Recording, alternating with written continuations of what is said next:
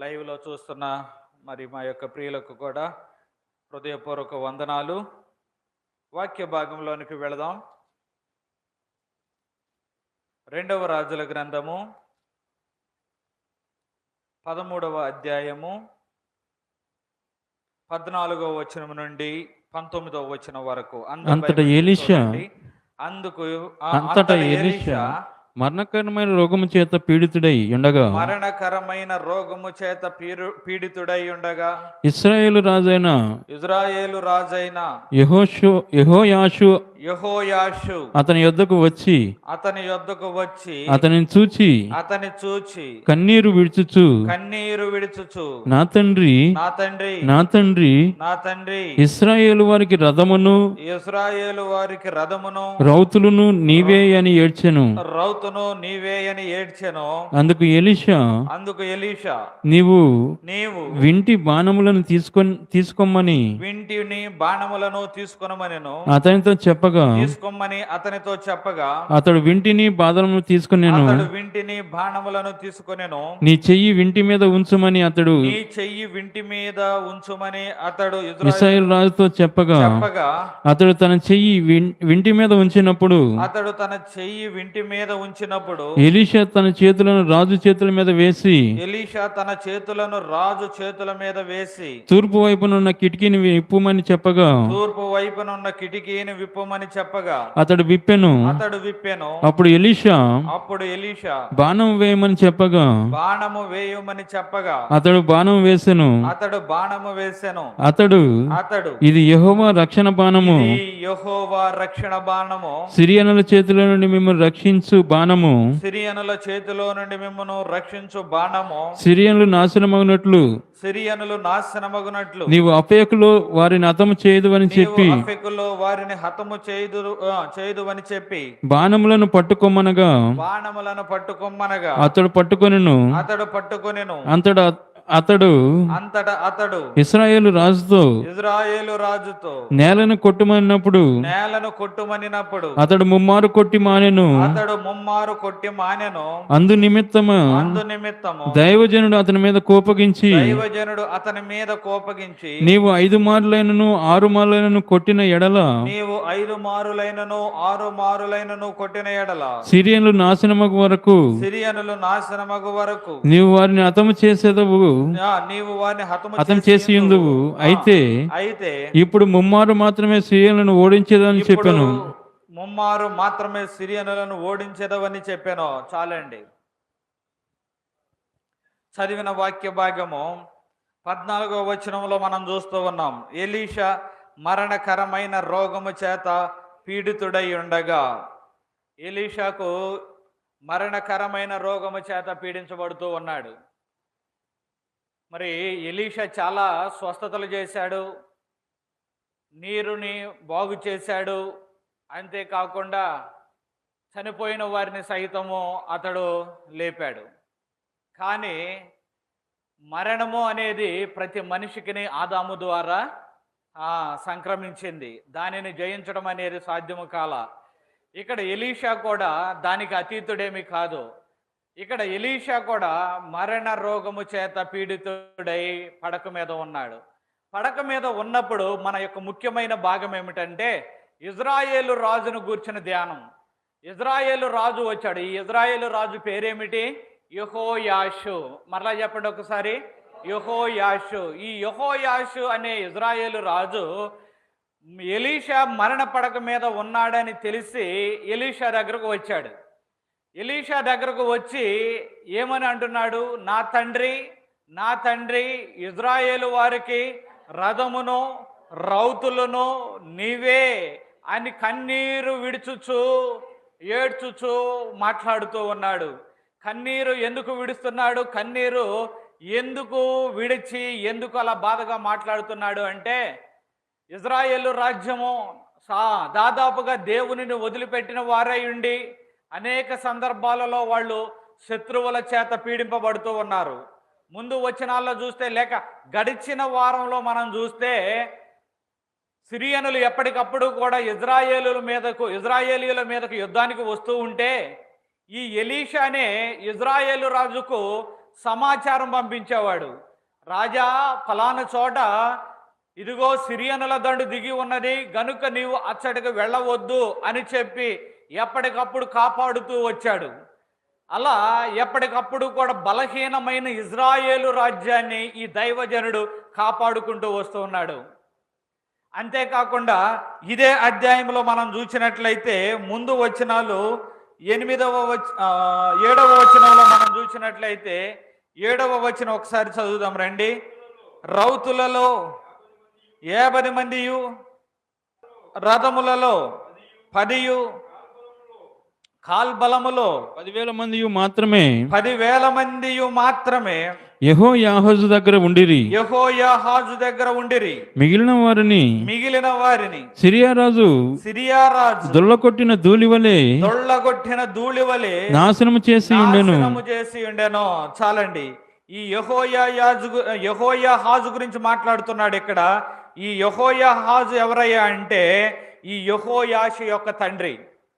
ఈ యెహోయాషు యొక్క తండ్రి కాలంలోనే సిరియనులట ధూళిని దొళ్ళగొట్టినట్లుగా మొత్తము దోచుకు వెళ్ళిపోయారట. సమస్తాన్ని పాడు చేశారు. ఇప్పుడు ఎంతమంది మిగిలారంటే 50 మంది రౌతులను, 10 రథములను, 10,000 మంది కాల్బలం. 10 రథాలు సరిపోతాయి యుద్ధానికి వెళ్ళడానికి? 50 మంది రౌతులు సరిపోతారా? సరిపోరు. 10,000 మంది కాల్బలం సరిపోతుందా?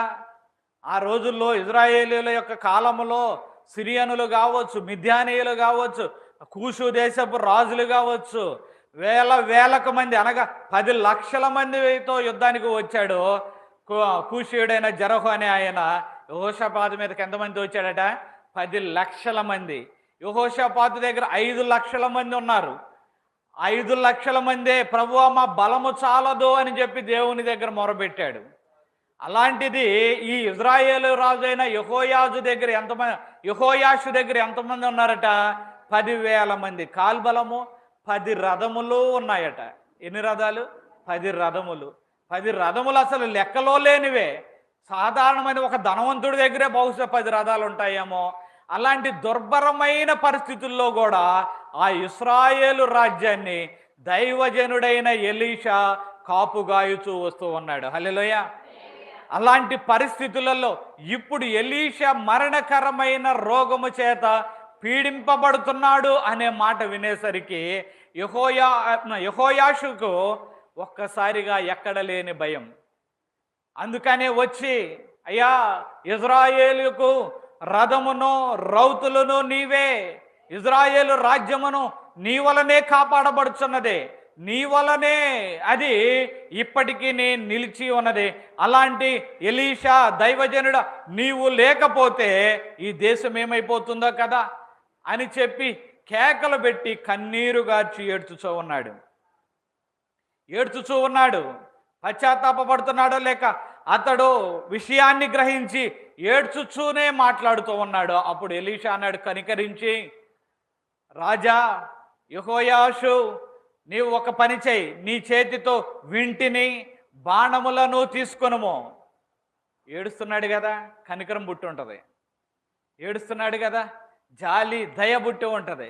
పుట్టి ఇదిగో నీ వింటిని బాణములను తీసుకొనుము అని చెప్పగా యెహోయాషు ఆ బాణములను వింటిని తీసుకొని అతడు పట్టుకున్నప్పుడు దైవజనుడు అంటున్నాడు, నా చేతిని నీ మీద ఉండనివ్వు, నా చేతిని నీ యొక్క వింటి మీద ఉండనివ్వు అని రాజు ఆ వింటిని పట్టుకొనగా, అనగా ఆ విల్లును ఆ యొక్క ఆ ధనస్సును పట్టుకొనగా, మరి దైవజనుడైన ఎలీషా ఆ ధనస్సు మీద రాజు చేతుల మీద తన చేతులను ఉంచి అంటున్నాడు, ఇప్పుడు తూర్పు వైపున ఉన్న కిటికీని విప్పు. ఏమి పలి? తూర్పు వైపున ఉన్న కిటికీని విప్పితే ఏమి కనిపిస్తుంది నీకు? అదిగో నాయనా, ఆ సిరియనులు కనిపిస్తున్నారు కదా, నీ శత్రువుని ఎదుట నీకు కనిపిస్తున్నాడు కదా, ఇదిగో నా యొక్క చేతులు నీ మీద ఉన్నాయి. అనగా దేవుని యొక్క ఆ చేతులు నీ మీద ఉన్నాయి, దేవుని యొక్క కనికరము నీ మీద ఉన్నది. ఇదిగో దుఃఖించుచున్నావు కదా, ఏడ్చుచున్నావు కదా, ఇదిగో దేవుడు కనికరము చూపి ఆ చేతులను నీ చేతి మీద ఉంచుచున్నాడు. కాబట్టి నీ శత్రువు కనిపించుచూ ఉండగా నీవు బాణము వేయి అని చెప్పి యెహోయాషుకు ఏ దైవజనుడైన ఎలీషా చెబుతూ ఉన్నాడు.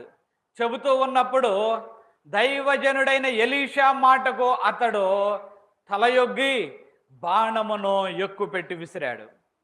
ఎక్కుపెట్టి విసరగానే దైవజనుడు అన్నాడు, ఇది యెహోవా రక్షణ బాణము. హల్లెలూయా. నీవు సిరియనులను జయించున్నట్లుగా ఇది ఆయన కలగజేయుచున్న రక్షణ బాణము. ఇది ఆయన యొక్క దేవుని యొక్క రక్షణ బాణము. ఈ రక్షణ బాణమును నీవు వేయిచుండగా దేవుడు నీకు అఫెకులో జయమును దయచేస్తాడు. హల్లెలూయా. నీవు సిరియనులను నాశనము చేయుదువు. ఎక్కడ? అఫెకుల్లో. ఇక్కడ చూడండి, ఇది ఇజ్రాయేలు రాజైన యెహోయాషు, కొంచెం జాగ్రత్తగా వినండి.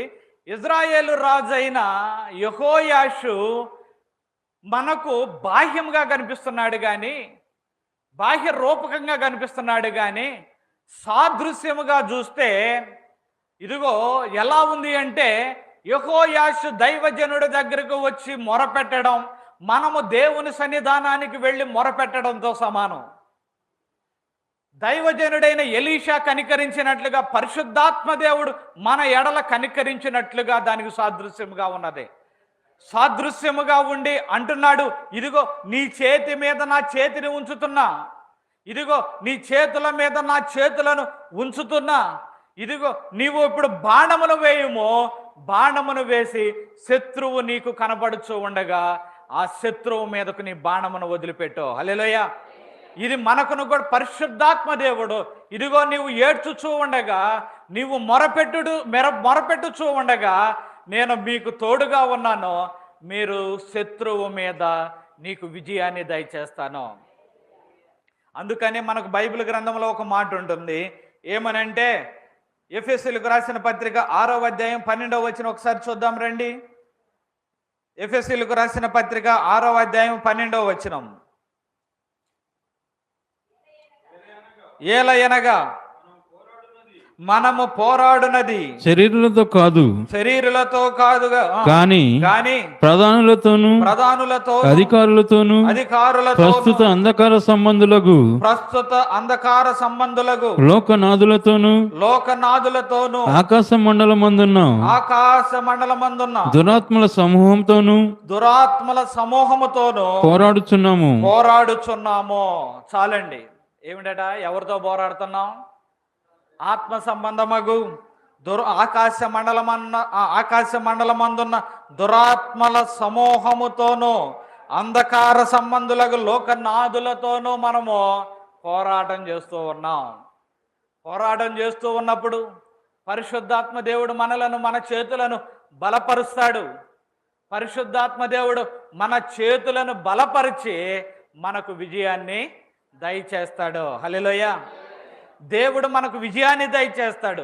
యెహోయాషు దగ్గరకు ఎలీషా వచ్చి తన చేతులను ఉంచినట్లుగా పరిశుద్ధాత్మ దేవుడు మన చేతులను బలపరిచి ఆయన చేతులను మన చేతుల మీద ఉంచి మనము ఆకాశ మండలమందున్న దురాత్మల సమూహముతో పోరాడుచున్నప్పుడు ఆయన మనకు సహాయము చేస్తాడు, విజయమును దయచేస్తాడు. ఆయన ఇది యెహోవా రక్షణ బాణము. ఏ యొక్క ఇబ్బందిలో, ఏ యొక్క సమస్యతో, ఏ విధమైన అంధకార సంబంధమగు చీకటి శక్తుల చేత బంధించబడుతున్నావో, ఏ వ్యసనముల చేత బంధించబడుతున్నావో, ఏ సమస్య చేత నీవు బంధించబడుతున్నావో, నీవు ఏడ్చుచూ ఉండగా దేవుడు నీకు ఇస్తున్న భరోసా ఏమిటయ్యా అంటే, ఎలీషా చేతులు యెహోయాజు చేతుల మీద ఉన్నట్లుగా, యెహోయాషు చేతుల మీద ఉన్నట్లుగా మన చేతుల మీద దేవుని యొక్క హస్తములు ఉన్నాయి. హల్లెలూయా. అందుకనే లూకా సువార్త 10వ అధ్యాయం 19వ వచనంలో ఒక మాట అంటాడు, చూద్దాం రండి. యేసు ప్రభు వారు అన్న మాట లూకా సువార్త 10వ అధ్యాయం 19వ వచనం. లూకా సువార్త పాములను తేళ్లను త్రొక్కుటకును పాములను తేళ్లను త్రొక్కుటకు, శత్రువు బలమంతటి మీదను మీకు అధికారం అనుగ్రహించి ఉన్నాను. మీకు అధికారమును అనుగ్రహించి ఉన్నాను. ఏదియు మీకు ఎంత మాత్రమును హాని చేయదు. ఎంత మాత్రమును హాని చేయదు. మనకు కావలసిన మాట ఏమిటంటే, శత్రువు బలమంతటి మీద మీకు అధికారము అనుగ్రహించి ఉన్నాను. హల్లెలూయా. దేవుని మాటలండి ఇవి. నీ నమ్మిక చొప్పున నీకు కలుగును. ఏమంటాడు? ఇద్దరు గుడ్డి వాళ్ళు వచ్చి, ప్రభువా మమ్ములను కరుణించు, ప్రభువా మమ్ములను కరుణించు.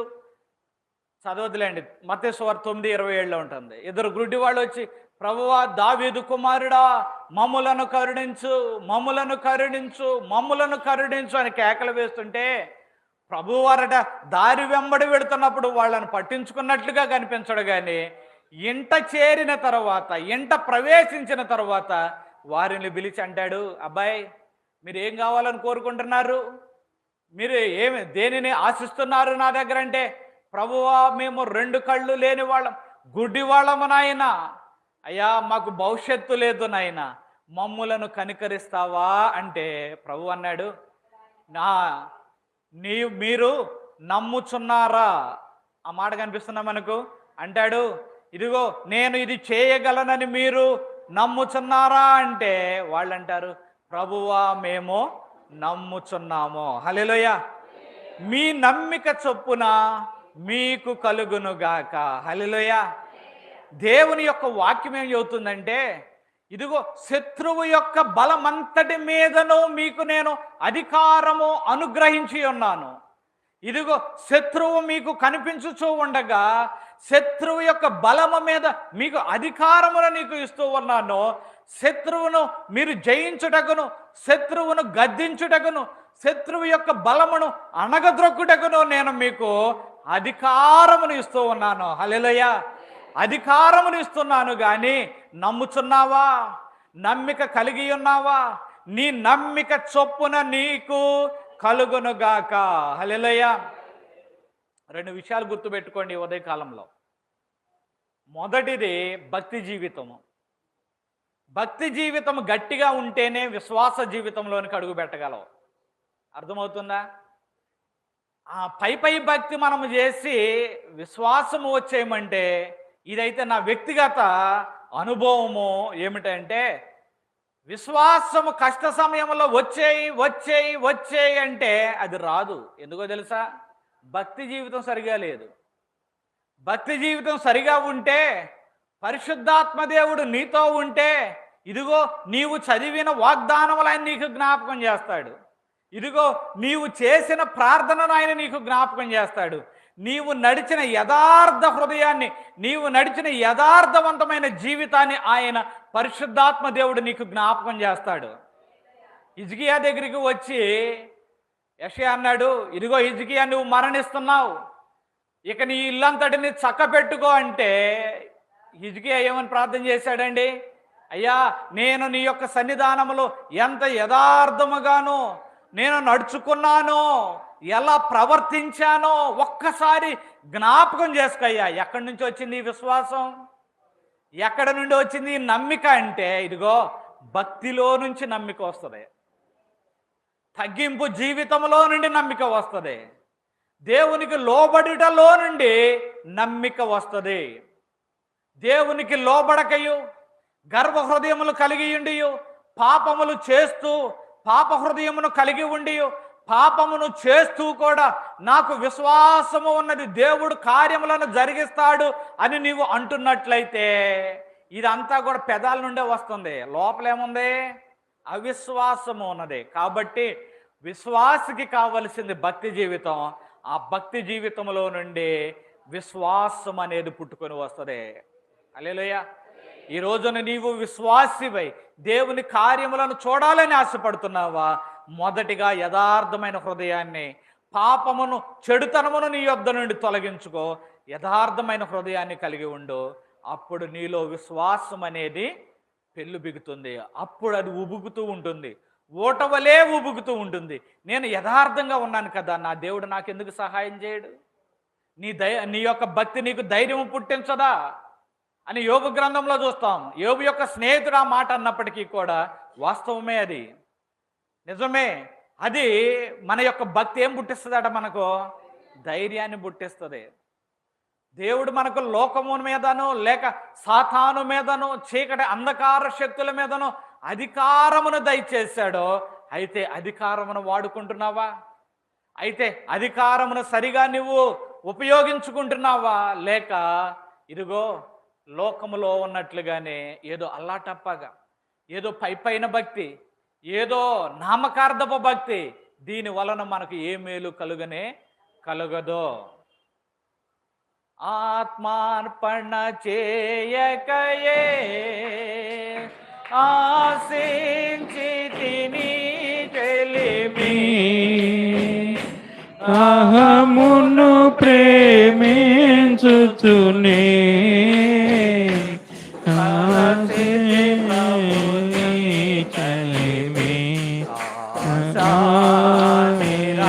నిరాశాయే ఆవేదనెదురాయే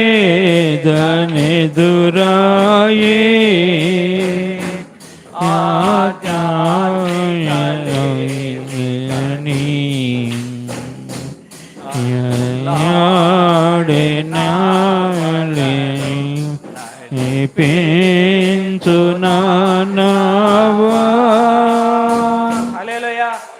ఎందుకు పాడామంటే ఈ వచనం, ఆత్మార్పణ లేకయే ఆశించితి నీ చెలిమి. చెలిమి అనగా ఆయన యొక్క స్నేహాన్ని. ఆత్మార్పణ లేదు.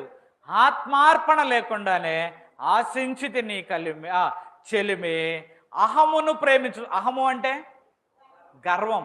అహమును లేకపోతే నేను నేను నేను అనే ఆ గర్వాన్ని ప్రేమించుచుని అరసితి నీ కలిమి. కలిమి అంటే ఆయన యొక్క ఆస్తి, లేకపోతే ఆయన యొక్క భాగ్యము, ఆయన యొక్క సంపదను అహమును ప్రేమించుచునే అడిగాము.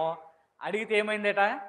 ఆశ నిరాశ అయిపోయిందట, ఆవేదన ఎదురయ్యిందట, ఆధ్యాత్మిక లేమి అనగా తక్కువ స్థితిలోనికి ఆధ్యాత్మిక కోల్పోయి అల్లాడి తినావలలో ఏమైపోయినాయట? అల్లాడిపోతున్నామట. ఎంత చక్కని మాట అండి. ఆ అన్నాడు, అన్ని ఆలు కలుస్తామని చూడండి అక్కడ. ఆత్మార్పణ లేక ఆశించితి నీ చెలిమి అంటాడు. ఎంత చక్కని పాటలు అవి. మనమేమో ఏవేవో కొత్త పాటలు పాడుతున్నాం, అవి మ్యూజిక్ల మీద తప్పితే మామూలుగా డైరెక్ట్గా పాడుకోవడానికి అవి ఉపయోగపడవు. అంటే పాడొద్దని నేను అంటలేదండి, కాకపోతే పాత పాటలు ఎంత అర్థవంతమైనవో, ఆ పాట ఒకటి పాడితే అదే ఒక పెద్ద ప్రసంగం మనకి. అలా ఉంటాయి. సరే, నేను కొత్త పాటలు తక్కువ చేయట్లేదు, కానీ పాత పాటలు ఎంతో అద్భుతంగా ఉంటాయి. సరే, అది మన పాయింట్ కాదు. కానీ ఆత్మార్పణ చేయకై ఆశించితి నీ చెలిమయ్యా, అయ్యా అహమును ప్రేమించునే అరసితి నీ కలిమయ్యా. ఏమైపోయింది అయ్యా? ఆశ నిరాశ అయిపోయింది. యేసు ప్రభు వారు కూడా లోకాసువార్త 10:19 ఏమంటున్నాడంటే, ఇదిగో మీకు బలమును, శత్రువు బలమంతటి మీదను నేను మీకు అధికారమును అనుగ్రహించాను, అయితే దానిని నీవు వాడుచున్నావా? హల్లెలూయా. ఈ మాటను చాలా జాగ్రత్తగా పోల్చుకోండి. కొద్దిగా కన్ఫ్యూజ్ అయ్యారేమో నాకు తెలియదు, కానీ ఈ మాటను చాలా జాగ్రత్తగా పోల్చుకోండి. ఏమిటది? యెహోయాషు ఎలీషా దగ్గరకు వచ్చాడు. ఏమని? నాయనా, ఇంతకాలము అయ్యా ఇజ్రాయేలుకు రథము నీవే, రౌతువు నీవే, తండ్రివి నీవే, ఇంతకాలము నీవే మా ఇశ్రాయేలు రాజ్యాన్ని నడిపిస్తున్నావయ్యా. అయ్యో, ఈ రోజున నీవు వెళ్ళిపోతే మా పరిస్థితి ఏమిటి అని కేకలు పెడుతూ అల్లాడుతూ ఉంటే అది దేనికి సూచనగా ఉందంటే, పరిశుద్ధాత్మ దేవుని దగ్గరకు వచ్చి మనము మొరపెట్టుటతో సమానం. అది మొరపెడుచు ఉన్నప్పుడు ఎలీషాకు కనికరం పుట్టింది. కనికరం పుట్టి తన చేతులను రాజు యొక్క చేతుల మీద ఉంచాడు. హల్లెలూయా. అలాగే దేవునికి మన మీద కనికరం పుట్టింది. కనికరము పుట్టి మన చేతి మీద ఆయన చేతులను ఉంచుచూ ఉన్నాడు. ఉంచంటున్నాడు, ఇదిగో ఆ యొక్క కిటికీని విప్పి నీ శత్రువు మీద నీకు విజయాన్ని దయచేస్తున్నాను, నీ బాణములను నీవు వేయుము. హల్లెలూయా. బాణములను వేసినప్పుడు దేవుడు మనకేం చేస్తాడు? విజయాన్ని దయచేస్తాడు. ఇక్కడ వరకు బాగానే ఉంది.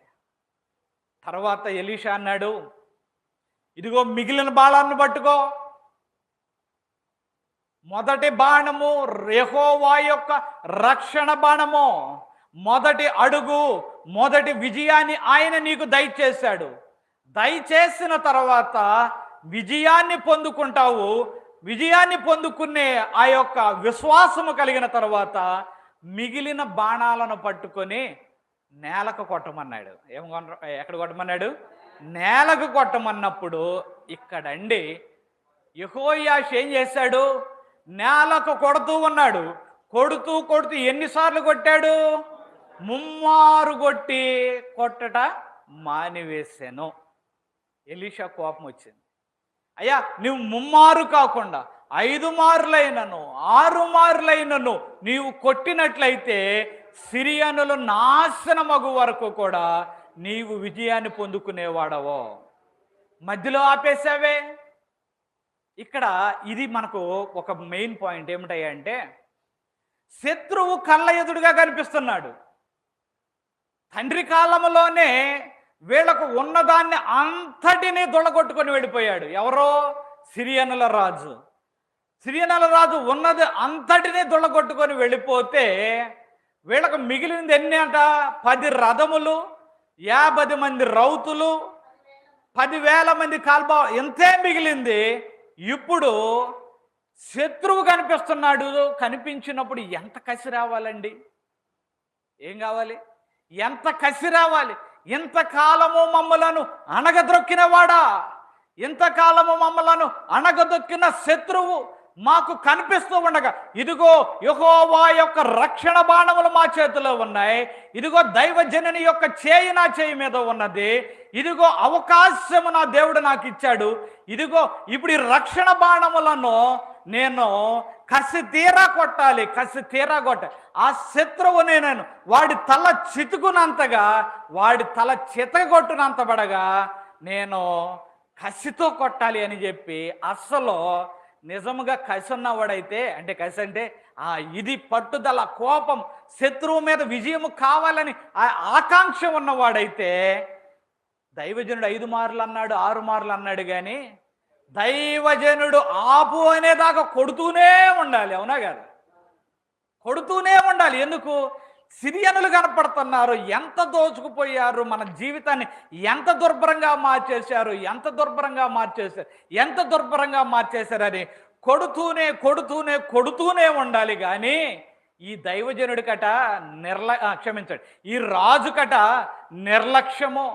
ఈ రాజుకట దేవుడే చేస్తాడులే, రక్షణ బాణం అన్నారు కదా, దేవుడే విజయాన్ని ఇస్తాడులే, ఏమోలే ఏమి జరుగుతుందేలే, ఎందుకులే అన్న ఒక రకమైన నిర్లక్ష్య స్వభావము ఏదో మొక్కుబడిగా ముమ్మారు కొట్టి ఆపేశాడు. క్రైస్తవులకు సరిపోవట్లేదా ఇది?